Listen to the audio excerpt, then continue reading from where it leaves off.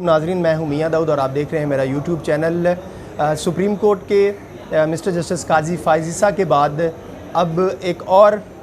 Supreme court के जज को खौफज़दा करने के लिए और दबाव में लाने के लिए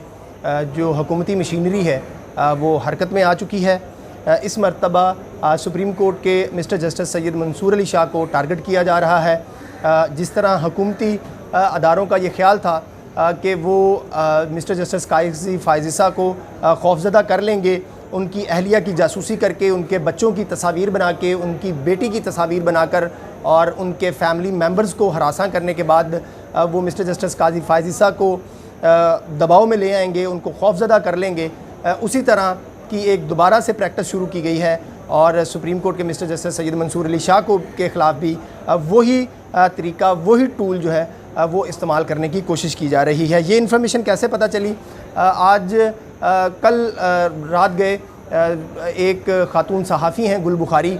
उन्होंने एक ट्वीट की और उस ट्वीट में उन्होंने हुकूमती अदारों का नाम लेकर कहा कि हुकूमती अदारे जो हैं वो एक वकील एडवोकेट अज़हर सिद्दीक़ हैं, उनकी वसातत के साथ, उनके साथ मिलकर काफ़ी ज़्यादा इन्फॉर्मेशन इकट्ठी कर रहे हैं ताकि सुप्रीम कोर्ट के मिस्टर जस्टिस सैयद मंसूर अली शाह के ख़िलाफ़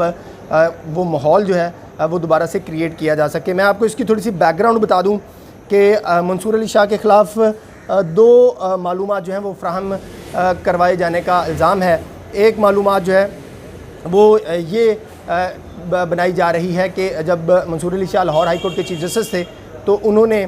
IT सिस्टम जो है वो लॉन्च किया था, तो उस IT सिस्टम में कोई बेज़ाब्तगी की गई है। हालांकि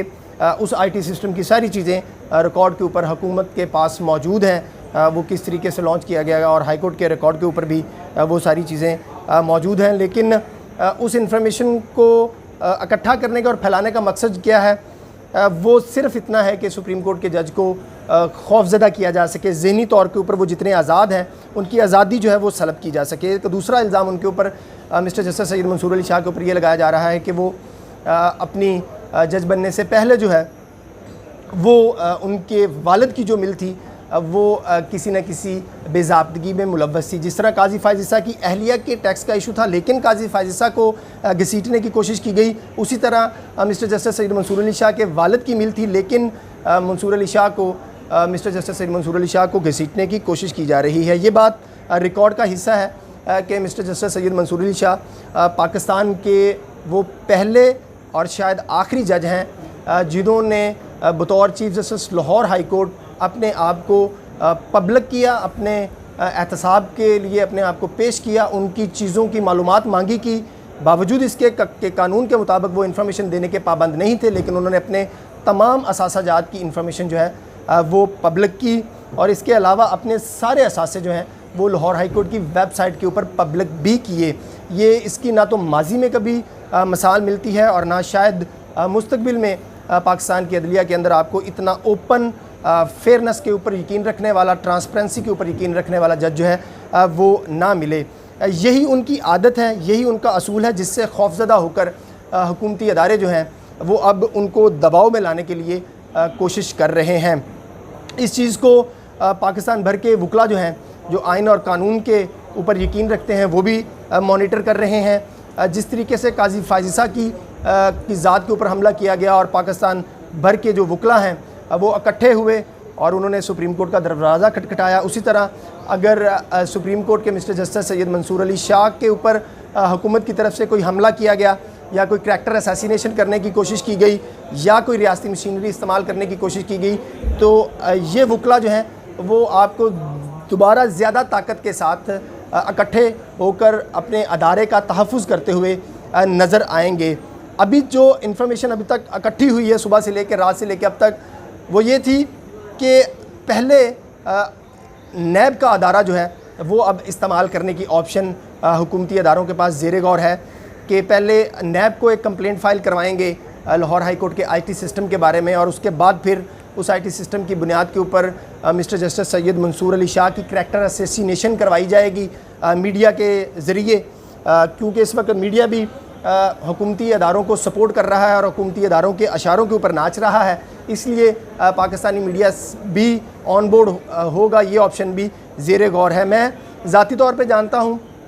कि गुज़श्ता दिसंबर से मिस्टर जस्टिस सैयद मंसूर अली शाह उनकी बेटी, उनके बच्चों, उनकी अहलिया, उनके बहन भाई और उनके जो दीगर फैमिली मेम्बर्स हैं उनका डाटा इकट्ठा किया जा रहा था और तमाम इंफॉर्मेशन इकट्ठी करके फ़ाइल जो है वो तैयार कर ली गई थी और ये पैगाम देने की कोशिश की जा रही थी कि आप जो है वो आइन और कानून के मुताबिक मिस्टर जस्टिस काजी फ़ाइज़ ईसा का फ़ैसला करने से बाज़ रहें। अगर आप गैर कानूनी तौर पर, गैर आइनी तौर पर फ़ैसला करेंगे तो ये उनके जो इंफॉर्मेशन इकट्ठी की गई है इसको छुपा लिया जाएगा। और एक दबाव में लाने की सिर्फ एक प्रैक्टिस थी, लेकिन जो शॉर्ट ऑर्डर आया सुप्रीम कोर्ट के 10 रुकनी जज बेंच का, उसमें आपने देखा कि